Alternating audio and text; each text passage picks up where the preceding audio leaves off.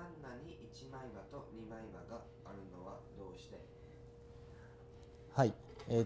カンナにはですね、一枚刃で使うカンナと、2枚を使って、使うカンナと大きく2つに、ね、分けることができます。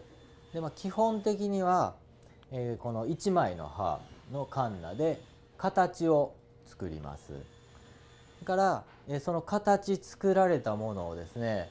かなりきれいにですね、最後ピカピカにするために、2枚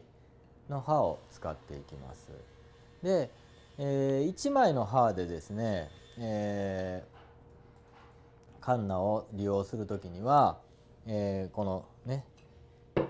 材料の繊維に直行したりですね、もちろん、こうしたりしてかけて、使うことができます。でそれに対して、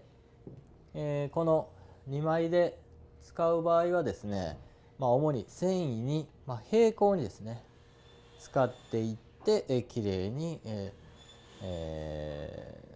その表面をきれいにしていくというふうな使い方になります。